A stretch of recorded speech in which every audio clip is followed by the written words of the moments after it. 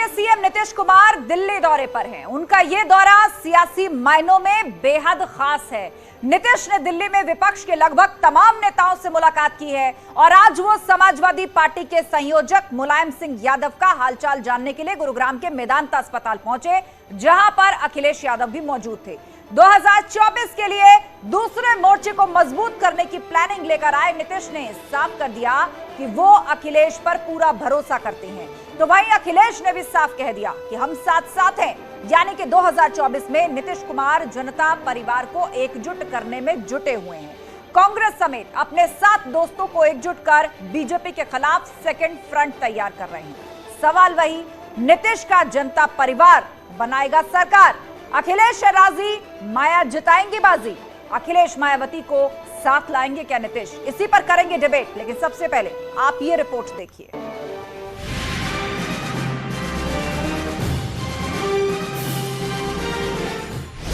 विपक्ष का दूसरा मोर्चा बीजेपी के खिलाफ करेगा कमाल। लेकिन अगर 2024 के हिसाब से बात करें तो समाजवादी पार्टी, बसपा, कांग्रेस, राष्ट्रीय लोकदल और उनके साथ साथ अगर जनता दल यूनाइटेड भी गठबंधन करती है तो बीजेपी के लिए खासी समस्या का सामना करना पड़ सकता है। नीतीश का प्लान जनता परिवार 24 में बनवाएगा सरकार। हम लोगों का बातचीत और एक ही व्यू है, हम लोगों का सबको मिलकर के आगे बढ़ना है, सबको तो है ही, एक ही व्यू है। इसलिए बहुत अच्छा, बहुत अच्छा। ऐसा सब यूपी का आगे और नेतृत्व करेंगे, जान पीछे। नहीं, आपने बोल दिया, वही बात हुई है। आपने हाँ, मैं साथ। नीतीश कुमार मिलवाएंगे हाथ, अखिलेश माया आएंगे साथ। टीयू के पास नीतीश कुमार जी हैं, समाजवादी पार्टी के पास अखिलेश जी हैं, टीएमसी के पास ममता जी हैं, एनसीपी के पास शरद पवार साहब हैं। इस तरीके से तमाम उम्मीदवार हैं। कांग्रेस पार्टी के पास सर्वमान्य हमारे नेता श्री राहुल गांधी जी हैं। 7 दोस्तों के सहारे 24 में चमकेंगे नीतीश के सितारे। केंद्र का जब राष्ट्रीय चुनाव होगा नेशनल लेवल पर, तो लोग कमल पर बटन दबाएंगे और मोदी जी को ही पूरी देश की जनता ने अपना लीडर मान लिया है और मोदी जी को ही फिर से और बड़ी ताकत में वापसी कराने का काम करेंगे। गुंडे, माफिया, मवाली तत्वों को इकट्ठा करके वो सत्ता में काबिज रहे हैं। अब उनको पता चल गया है कि कभी भी जीवन में उनको सत्ता में नहीं आना है। आपसी कलह से डूबता हुआ जहाज है।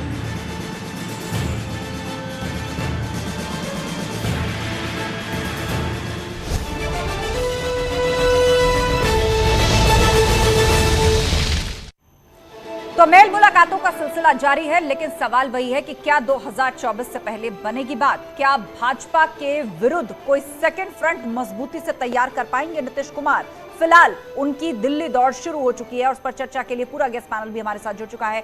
भाजपा प्रवक्ता शरद त्रिवेदी हमारे साथ है, समाजवादी पार्टी के प्रवक्ता अनुराग भदौरिया हमारे साथ जुड़ गए हैं, कांग्रेस के प्रवक्ता सुरेंद्र राजपूत जी हमारे बीच में हैं, इसके अलावा बहुजन समाज पार्टी के प्रवक्ता साजन के सिंह जी हैं और जेडीयू के नेता लव कुमार भी हमारे साथ हैं। आप सभी पैनलिस्ट का बहुत स्वागत है। और इससे पहले हम विस्तार से चर्चा की शुरुआत करें, सबसे पहले आप लोगों का 30 सेकंड में हम ओपनिंग रिमार्क्स लेंगे और सबसे पहले हम शुरुआत करते हैं शरद त्रिवेदी जी, 30 सेकंड में ये बताइए कि नीतीश बाबू ने जो कवायद शुरू की है, मतलब ये जो दिल्ली दौड़ उनकी शुरू हुई है, विपक्ष के तमाम नेताओं से वो मिल रहे हैं, वो राहुल गांधी से मिले, कुमारस्वामी से मिले, वो अखिलेश यादव से भी मिले।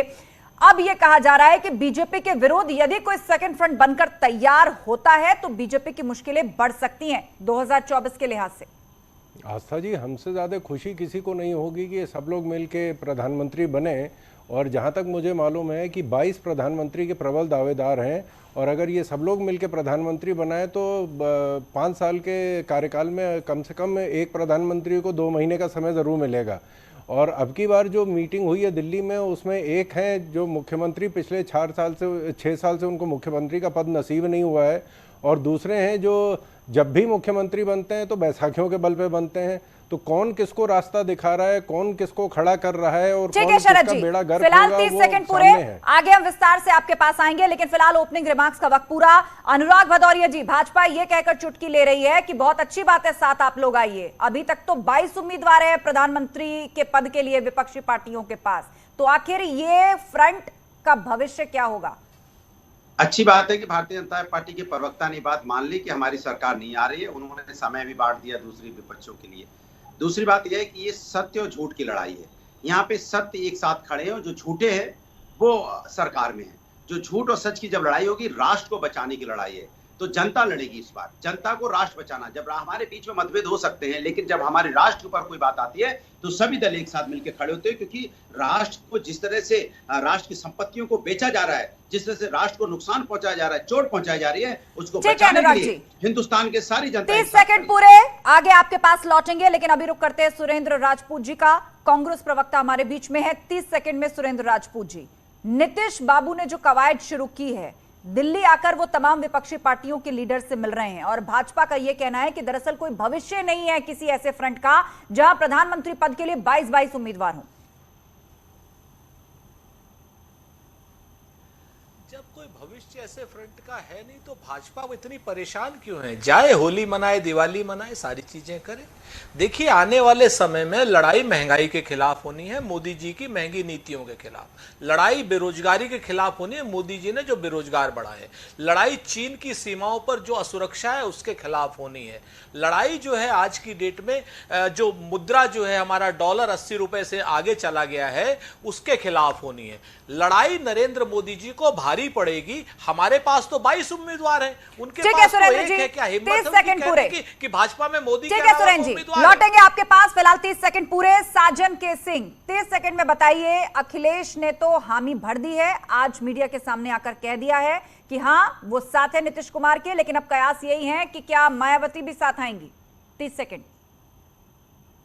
बहन जी ने ऐसा कोई संदेश नहीं दिया है, लेकिन सबसे बड़ी बात है आस्था जी, बुनियादी मुद्दों से परे हट करके अगर कोई नेता दूर की कौड़ी की सोच रहा है, स्वप्न देख रहा है, तो हम कह नहीं सकते अखिलेश जी क्या क्यास लगा रहे हैं, क्या हामी भर रहे हैं, क्या प्रेस कॉन्फ्रेंस कर रहे हैं, किसको वो प्रधानमंत्री का पद दे रहे हैं, ये हमें नहीं पता है।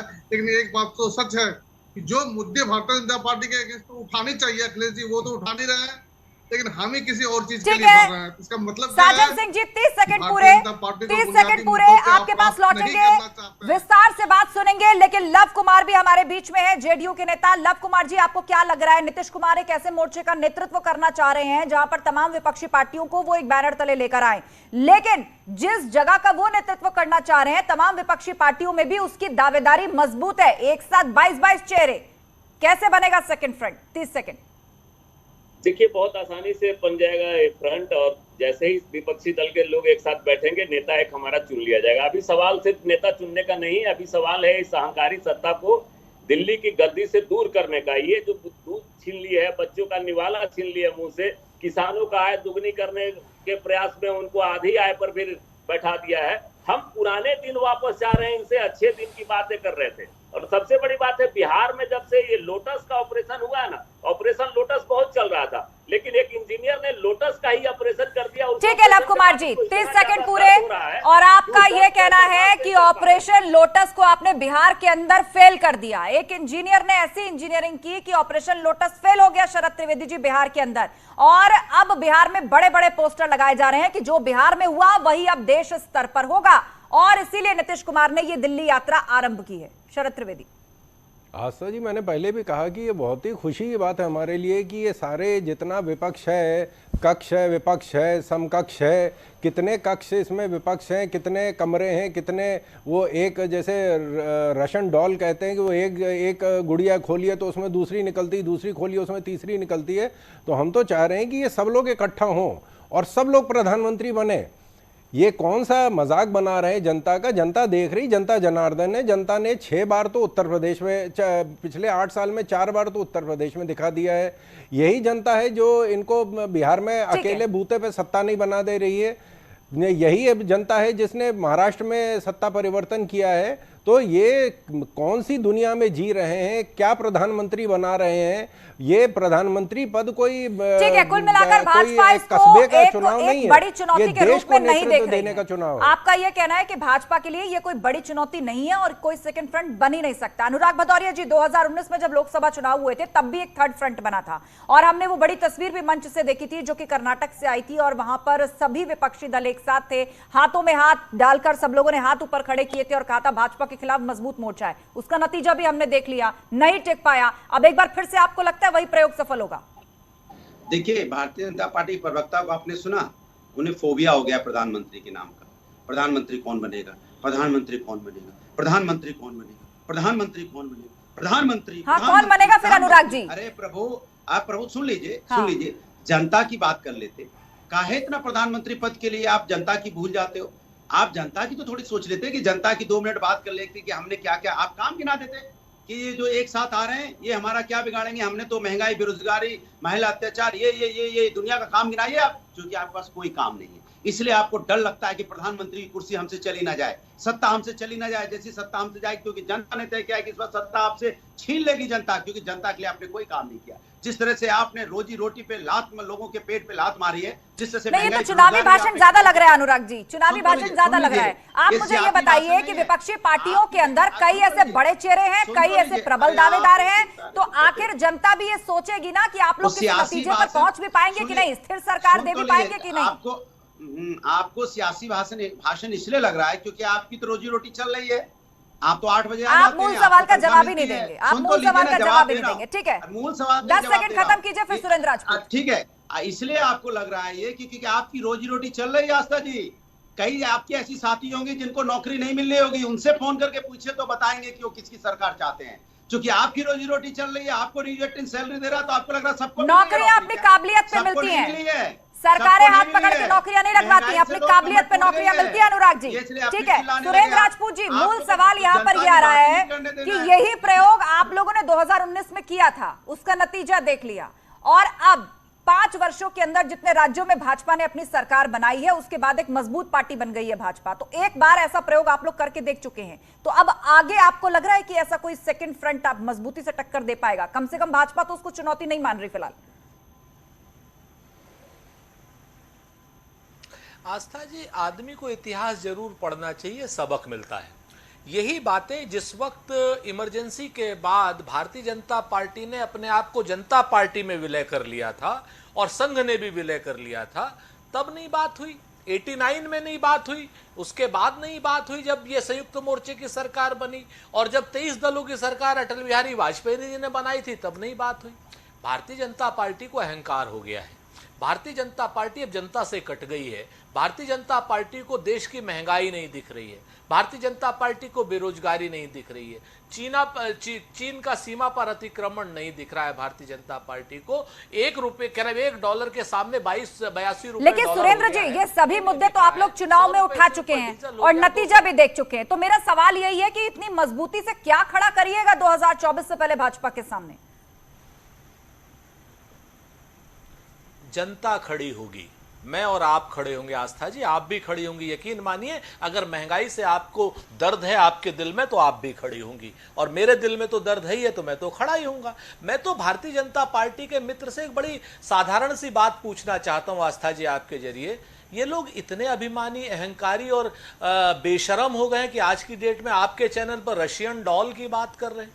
आज इनको जनता की डीजल पेट्रोल की महंगाई नहीं दिखाई दे रही, कोई रशियन डॉल दिखाई दे रही है इनको। ये है भारतीय जनता पार्टी की असलियत। रशियन डॉल पे आजकल भारतीय जनता पार्टी के मित्र चर्चा करते हैं। अरे भाई, हमारे प्रधानमंत्री तो बन जाएंगे, आप में हिम्मत हो, हैसियत हो, हौसला हो, और रशियन डॉल से अगर आप आगे जा सकते हो तो बताइए। 10 साल हो गए। सुरेंद्र राजपूत जी, एक बात का जवाब दीजिए। आपने जनता से जुड़े बहुत मुद्दों का जिक्र किया, तो बताइए आपको महंगाई दिख रही है या पीएम की कुर्सी?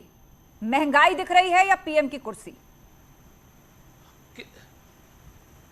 देखिए, बात बहुत आस्था जी स्पष्ट समझ लीजिए कि अगर आज की डेट में महंगाई कम होगी, जनता महंगाई नहीं मानेगी, जनता पेट्रोल की वृद्धि नहीं मानेगी, तो जनता जो सरकार चल रही है उसको चुनेगी। बेरोजगारी अगर जनता के उसमें दिल में समस्या नहीं है, बेरोजगारी अगर नहीं है, अग्निवीर वाला इनकी योजना का समर्थन है, अगर आपको लगता है कि देश में बेरोजगारी कतई नहीं है, चैनल बंद नहीं हो रहे हैं, आप जैसे मित्रों की नौकरियां नहीं जा रही हैं, तनख्वाहें नहीं घट रही हैं, तनख्वाहें बढ़ रही हैं, 4 गुना बढ़ रही हैं आपके कैमरा मैन की, आपकी, तो निश्चित तौर पर आप उनको चुनेंगे, नहीं तो आप विकल्प लेंगे।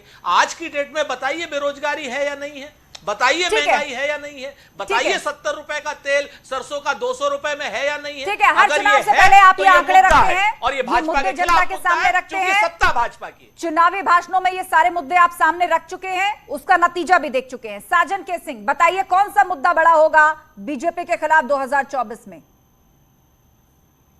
2024 में सबसे बड़ा मुद्दा गवर्नेंस का है, सबसे बड़ा मुद्दा लॉ एंड ऑर्डर का है, सबसे बड़ा मुद्दा बेरोजगारी का है, सबसे बड़ा महंगाई का है। ये सारे ही मुद्दे हैं जो घेरने तो क्या आप भी काफी है। आपने जिन मुद्दों का जिक्र किया, सपा भी उन्हीं की बात कर रही है, कांग्रेस भी उन्हीं की बात कर रही है, तो आप क्या सेकंड फ्रंट के वैचारिक रूप से सेकंड फ्रंट का समर्थन कर रहे हैं? आपके मुद्दे और उनके मुद्दे मेल खा रहे हैं, किस तरफ है आप?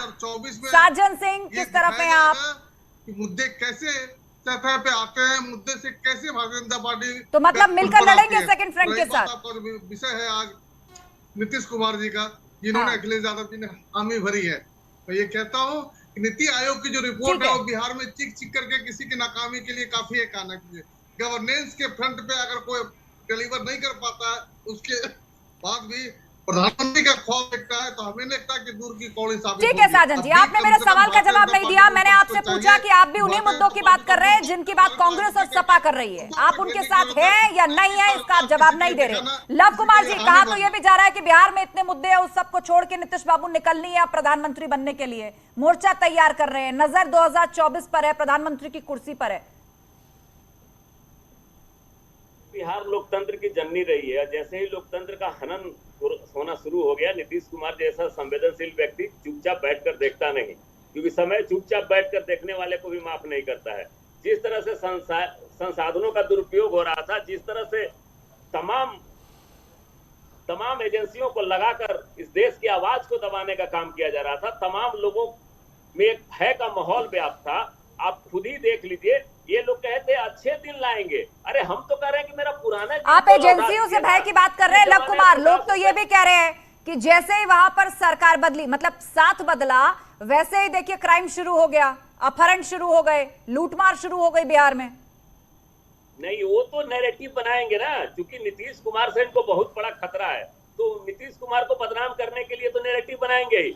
ये यूपी का कहां कोई नाम ले रहा है कि दिन दहाड़े आप कोर्ट में हत्या हो जा रही है वकील की, मुजरिम को लेके जा रहे हैं पेश करने के लिए कोर्ट में, सहारनपुर में हत्या हो गई, हापुड़ में हत्या हो गई, गोरखपुर में हत्या हो गई, किसी ने सवाल नहीं उठाया कि कोर्ट परिसर में जो इतना सुरक्षित जगह होता है वहां हत्या हो जाती है। तो अच्छा ठीक है, कुल मिलाकर विपक्षी पार्टियां कौन से मुद्दे उठाएंगी? उनमें है लॉ एंड ऑर्डर, महंगाई और बेरोजगारी। शरद त्रिवेदी, इस पर जवाब दीजिए। सेकंड फ्रंट बनने की तैयारी चल रही है, मुलाकातें किस किस के साथ हो रही हैं, तस्वीरें बता रही हैं, और मुद्दे क्या है वो आपने सुन लिए, लॉ एंड ऑर्डर, महंगाई, बेरोजगारी, और कहना यह कि यूपी में इसका जिक्र ही नहीं हो रहा। आस्था जी, आपके पैनल पे सारे मेरे मित्र हैं और सब बड़ी पार्टियों से मित्र हैं। मैं सिर्फ एक अनुरोध कर रहा हूं कि ये कह दें कि कौन प्रधानमंत्री बनेगा, या ये कह दें कि 22 प्रधानमंत्री बनेंगे, एक चीज पे तय कर लें। उसके बाद ये, और महंगाई जो है वो विपक्ष के लिए है, बेरोजगारी विपक्ष की हो गई है। एक पार्टी है जिसके युवा नेता पहले तो वही ये नहीं घोषित कर पा रहे हैं कि वो अध्यक्ष बनेंगे अपनी पार्टी के या वो सीधे प्रधानमंत्री बनेंगे। दूसरी पार्टी है जिसका वजूद खत्म हो गया है, जो उत्तर प्रदेश में एक सीट पे आई है, उसको लॉ एंड ऑर्डर की समस्या दिखने लगी है। दूसरी पार्टी है जो 2 सीट पे आई है, उसको बेरोजगारी दिख रही है। तीसरी पार्टी जो 8 साल से 4 चुनाव हार चुकी है, मतलब इनकी हालात इतनी खराब है कि ये सब डायलिसिस पे हैं, सब आईसीयू में हैं, और उसके बाद भी ये कह रहे हैं कि हम प्रधानमंत्री बनेंगे। ये कितना हास्यप्रद है, ये आप खुद ही समझ लीजिए कि इनमें से अभी मैं कह रहा हूं कि ये कह दें कि इनके नेता प्रधानमंत्री बनेंगे, और या ये कह दें कि 22 के 22 बनेंगे और हर एक को 2-2 महीने के लिए प्रधानमंत्री बनाया जाएगा। अच्छा ठीक है, हमारे तो ये सवाल भाजपा की तरफ से सामने रखा जा रहा है। सुरेंद्र राजपूत जी, यहाँ इशारा कांग्रेस की तरफ से किया गया और इशारा राहुल गांधी के लिए था कि अपनी पार्टी के अध्यक्ष बने या सीधा प्रधानमंत्री बने। एक जंग, एक रस्साकशी इसके लिए भी है, और जनता सब समझ रही है। भाजपा चिल्ला चिल्ला कर ये बात बोलेगी सबके बीच में। एक बड़ा पुराना शेर याद आ गया आस्था जी, कहते हैं समंदर ये तेरी खामोशी कुछ और कहती है, मगर साहिल पे टूटी कश्तियां कुछ और कहती है। और मेरी आंखों ने देखे शहर के कई मंजर, मगर अखबार की सुर्खियां कुछ और कहती हैं। लोकतंत्र में अभिमान से किया गया अपमान हमेशा मुंह पर गिरता है, याद रखिएगा।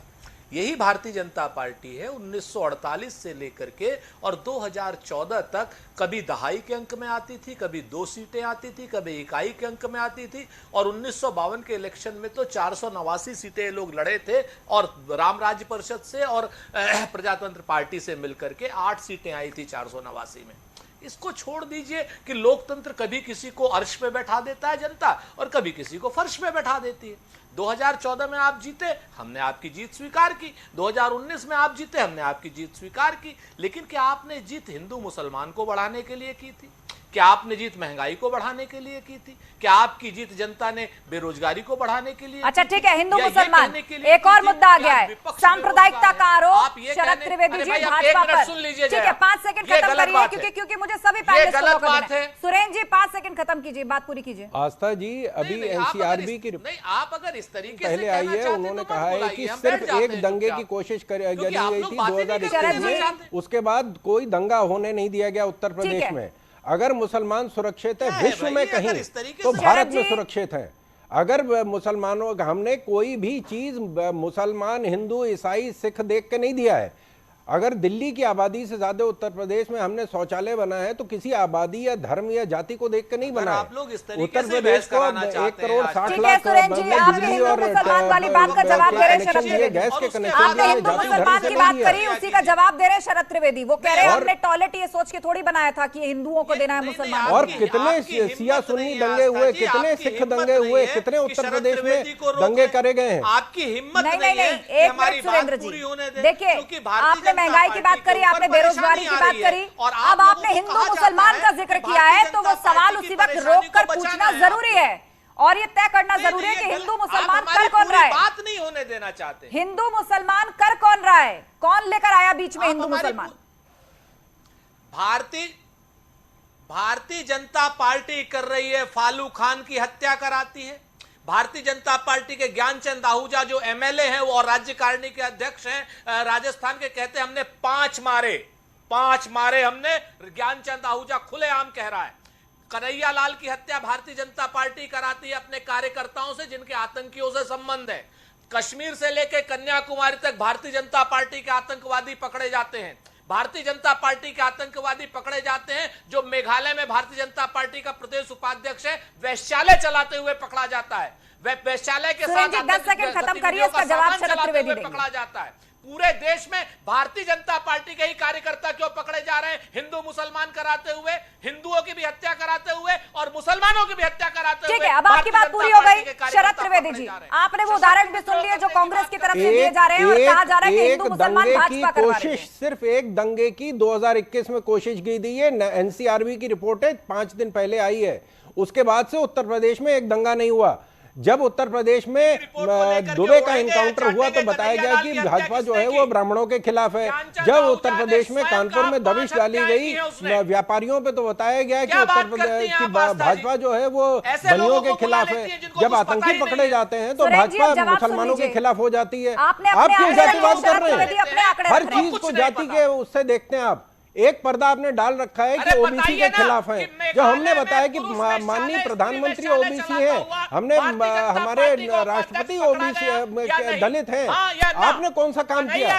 आप तय कर लीजिए। आप लोग आपस में आपका राज परिवार है और उसमें एक ही आदमी सबको बराबर समय मिल रहा है, दूसरा नहीं बन सकता है। अच्छा ठीक है, रुक जाइए आप दोनों, शरद त्रिवेदी और सुरेंद्र राजपूत, आप दोनों रुक जाइए। अनुराग भदौरिया, हिंदू मुसलमानों की यहां पर बात आ रही है। कांग्रेस पार्टी ने आरोप लगाया कि भाजपा हिंदू मुसलमान करती है और मुसलमानों के खिलाफ देश में माहौल बनाया जा रहा है। आप बताइए, इस वक्त सबसे बड़ी पार्टी मेजॉरिटी के साथ सरकार में है, उसका वोट परसेंट देखिए, उसके नंबर ऑफ सीट्स उठा करके देखिए, क्या मेजॉरिटी बिना हर वोट बैंक के वोट दिए ही आ गई?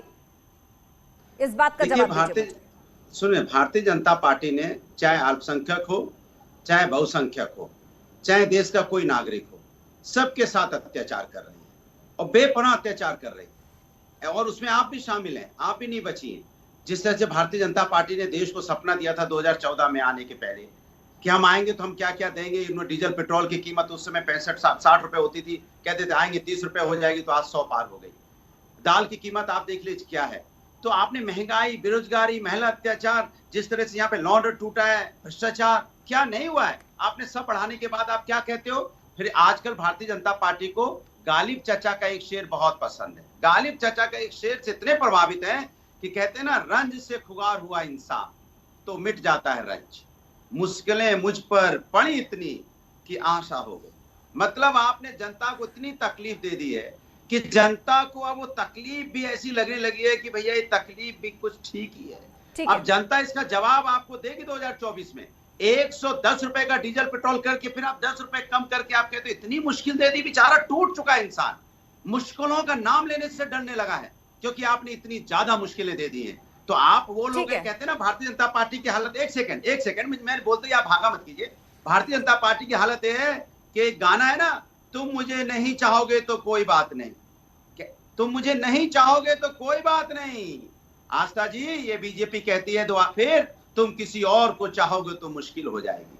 फिर इनके पास मुश्किल क्या है? इनके पास मुश्किल है ईडी, मतलब रामपुर और आजमगढ़ गंवाने के बाद आपके आत्ममंथन में यही गाना निकला है अनुराग जी। आप सुन तो लीजिए, रामपुर और आजमगढ़ गंवाने के बाद समाजवादी पार्टी के आत्ममंथन के बाद ये गाना निकला है बॉलीवुड का जो आप गा रहे हैं बैठकर। ठीक है, साजन के सिंह हमारे बीच में बसपा प्रवक्ता, वो भी इंतजार कर रहे हैं। मैं आ रही हूँ, दोबारा आऊंगी। साजन सिंह जी, एक तस्वीर हम स्क्रीन पर दिखा रहे हैं, 2018 की ये तस्वीर है, बेंगलुरु से सामने आई। नॉर्थ से लेकर साउथ तक की विपक्षी पार्टियों की शीर्ष लीडरशिप एक साथ एक मंच पर नजर आई। मतलब ये वो प्रयोग था जो 2019 की लोकसभा चुनाव से पहले भाजपा के खिलाफ वो फ्रंट बना करके किया था विपक्षी पार्टियों ने। ये वो तस्वीर है, आप नजर डालिए। इसमें कौन कौन से नेता नहीं है, सोनिया गांधी से लेकर मायावती, राहुल गांधी, सभी आप एक एक करके इसमें नजर आ रहे हैं। ममता बनर्जी इसमें नजर आ रही हैं। तो ये प्रयोग विपक्षी पार्टियों का फेल रहा। बहन जी भी थी इस तस्वीर में 2018 में। अब 2024 में क्या वापस ऐसी ही तस्वीर नजर आएगी भाजपा के खिलाफ? आप लोग एक साथ एक मंच पर एकजुट होकर भाजपा को टक्कर देने के लिए संकल्पित होंगे? क्योंकि जनता ये मान रही है कि एक सरफुटअव्वल इस बात को लेकर भी होगा कि प्रधानमंत्री कौन बनेगा। चलिए, साता के चुनाव तो लड़ लिए, लेकिन उसके बाद पीएम कौन बनेगा, वो एक अलग संघर्ष ना हो जाए। पैमाने पे राष्ट्रीय पार्टी का जनाधार होने के पैमाने पे, इस सारे पैमाने पे बहन जी खड़ी उतरती है। और भारतीय लोकतंत्र की कितनी खूबसूरती होगी कि एक आदिवासी अगर, तो लगता है साजन सिंह जी का संपर्क जो है वो टूट रहा है। एक बार टेक्निकली चेक कर लीजिए, इससे पहले भी इंटरप्ट हुआ है। लव कुमार हमारे साथ बने हुए हैं। लव कुमार जी, यही सवाल आपसे। वो तस्वीर इस वक्त स्क्रीन पर चल रही है, जनता देख रही है। 2019 से पहले आपका प्रयोग था, अब तकरीबन वैसा ही मोर्चा क्या बनकर तैयार होगा? और इस बार जो उसकी कवायद शुरू की है वो खुद नीतीश कुमार ने शुरू की है। देखिए, इस बार इस तरह की कोई संभावना ही नहीं बची है कि बीजेपी सत्ता में बच पाएगी। आप निश्चित तौर पर मान लीजिए, जिस दिन से नीतीश कुमार जी निकले हैं, पूरे डिबेट में ये बात पूरे भारत भर में फैल गई है कि नरेंद्र मोदी के ताबूत में आखिरी कील ठोकने के लिए कोई व्यक्ति खड़ा हो गया है। आज वो एकदम बिल्कुल नितांत रूप से मैं बता रहा हूँ, जिस तरह से उन्होंने शासन किया है, जिस तरह से भय का माहौल फैला दिया है पूरे देश में, वो भय समाप्त होगा। और आने वाले समय में आप देख लीजिएगा, बहुत ही जल्द एक मजबूत गठबंधन बनेगा और उसके अगुवा रहेंगे नीतीश कुमार जी। अगर अगुवा रहे तो ठीक है, नहीं तो पूरे लोग मिलकर आदरणीय नीतीश कुमार। आपको लगता है, आप बड़े कॉन्फिडेंट होकर कह रहे हैं लव कुमार जी कि नीतीश बाबू उसके अगुवा रहेंगे, उनकी इस अगुवाई को एक्सेप्ट करेंगे क्या राहुल गांधी? उनकी इस अगुवाई को एक्सेप्ट करेंगे क्या ममता बनर्जी? देखिए, नीतीश कुमार जी के पास अरविंद केजरीवाल, नीतीश कुमार जी ने 17 साल मुख्यमंत्री के रूप में काम किया है और केंद्र में भी बहुत सारे मंत्रालयों का भार संभाला है। इसलिए नीतीश कुमार जी की क्रेडिबिलिटी पर, नीतीश कुमार जी के प्रशासनिक क्षमता पर, नीतीश कुमार के सुशासन पर मोदी जी कहते नहीं थकते थे। इन्हीं के ही सारे राष्ट्रीय अध्यक्ष से लेकर गृह मंत्री ने और प्रधानमंत्री ने हमें सर्टिफिकेट दिया है। तो आज नीतीश कुमार जी जब स्वयं खड़े हो गए हैं और जिस तरह से लोकतंत्र का हनन कर रहे हैं, आज लड़ाई लोकतंत्र बचाने की है, आज लड़ाई संविधान बचाने की है। ये पूछते हैं प्रधानमंत्री को, अरे आप पेटेंट करा लिए हैं क्या प्रधानमंत्री का? प्रधानमंत्री का कॉपीराइट है क्या मोदी के पास की वही रहेंगे? ठीक है, शरद त्रिवेदी जी, शरद त्रिवेदी जी, वो ये कह रहे हैं विपक्षी पार्टियां इस लक्ष्य को लेकर चल रही है कि ये तो लोकतंत्र के खिलाफ एक अंतिम लड़ाई है, अपने राजनीतिक स्वार्थ साइड में रखकर सब एक साथ आने को तैयार हो जाएंगे। आस्था जी, ये तैयार हो कौन रहा है, पहले हमें ये तो पता चल जाए। अभी जैसे लव कुमार जी ने बहुत अच्छी बात कही कि नीतीश जी जो है वो इनकी अगुवाई करेंगे, तो हमारे सपा से हमारे मित्र, कांग्रेस से हमारे मित्र और बसपा से हमारे मित्र कह दें कि हम उनकी अगुवाई मानने को तैयार हैं। अभी फैसला हो जाएगा। कह दे कि नीतीश कुमार जी को वो अगवा बनाएंगे, वो कम्युनिस्ट पार्टी को तैयार करने के अगवा बनाएंगे, जिनकी खुद की सत्ता नहीं है, जो खुद बैसाखी पे अपनी सत्ता में आते हैं। अगर उनको सब लोग मानने को तैयार हैं तो हमारे चारों पैनलिस्ट इस बात को सब लोग एक हो जाएं कि सब नीतीश कुमार जी को नेता मानने को तैयार हैं। अच्छा ठीक है, शांत हो जाइए आप दोनों, शांत हो जाइए। सवाल सुरेंद्र राजपूत जी से। सुरेंद्र राजपूत जी ये बताइए, जब भी चुनाव आता है ऐसा क्यों होता है कि धर्मनिरपेक्षता खतरे में पड़ जाती है? देखिए, भारतीय जनता पार्टी जब मैंने सुरेंद्र राजपूत जी का नाम लिया था अनुराग जी। 10 साल से खतरे में है आस्था जी। धर्मनिरपेक्षता तो काफी समय से खतरे में, और भारतीय जनता पार्टी 1948 से खतरे में डाल रही है आस्था जी। अब ये लोग सक्सेस हो पाए हैं। आज की डेट में आपको क्या नहीं लगता, आप पूरे देश में आज 2014 से पहले आप तो विख्यात प्रस्तोता हैं, खूब आपने एंकरिंग की है, खूब पत्रकारिता की है। बताइए 2014 से पहले आप किसी भी चैनल पर किसी संप्रदाय उसकी घटना के लिए, सांप्रदायिक घटना के लिए हिंदू मुसलमान शब्द का इस्तेमाल कर सकती थी? नहीं कर सकती थी। आप कहती एक संप्रदाय विशेष के लोगों ने दूसरे संप्रदाय पर लाठी चलाई या पत्थर चलाए। जी, इसे ही तो भाजपा अपनी बड़ी उपलब्धि के तौर पर सामने रखती है और कहती है कि ये आप लोगों की तुष्टीकरण की राजनीति का परिणाम है कि आप लोगों ने एक वोट बैंक को साधने के लिए इस तरह का माहौल बनाया था। यही तो भाजपा कहती है। अगर ये उपलब्धि है आस्था जी, तो यकीन मानिए खाक डाली है ऐसी उपलब्धि पर जो अपने भाई को भाई से लड़ा रही है। ठीक है, यही तो हम जाते जाते डिबेट क्योंकि अंतिम पड़ाव में है, मैं चाहूंगी भारत जोड़िए, शरद त्रिवेदी इस बात का जवाब दे। शरद त्रिवेदी जी। आस्था जी मेरे मित्र बता दें कि भाई से भाई को किसने 47 में लड़ाया था? देश का विभाजन किसने करवाया था? 370 को भारत के ऊपर किसने 70 साल थोपा था? किसने हिंदू मुस्लिम दंगे कराए थे? किस पार्टी की वजह से आज मुसलमान सबसे ज्यादा गरीब है? किस पार्टी की वजह से मुसलमान सबसे ज्यादा अनपढ़ है? किस पार्टी की वजह से मुसलमान सबसे कम उद्योगपति है? किस पार्टी की वजह से आज मदरसों में जो जिहादी मानसिकता को पनपाया जा रहा है, ये कौन कर रहा था? हिंदू मुस्लिम दंगे किसने करवाए? शिया सुन्नी दंगे किसने करवाए? देश में आरोप प्रत्यारोप का सिलसिला शुरू हो जाता है, लेकिन असल फैसला जनता को करना है। पर बड़ी खबर और बड़ी बात यह है आज की कि 2024 के लिए विपक्षी पार्टियों ने भी कमर कस लिया और इस बार इसका बीड़ा ऐसा लग रहा है कि नीतीश कुमार ने उठाया है। दिल्ली यात्रा आरंभ की है उन्होंने, अरविंद केजरीवाल से मिल चुके हैं, राहुल गांधी से मिल चुके हैं, अखिलेश यादव से आज उनकी मुलाकात हुई है। तो एक बार फिर से चर्चा जोरों पर है कि क्या 2024 से पहले बीजेपी के खिलाफ कोई मजबूत सेकंड फ्रंट विपक्षी पार्टियां बना पाएंगी या नहीं। आप सभी मेहमानों का शुक्रिया इस चर्चा में शामिल होने के लिए। और अब आपको दिखाते हैं 15 सेकंड में दिन की हर बड़ी खबर।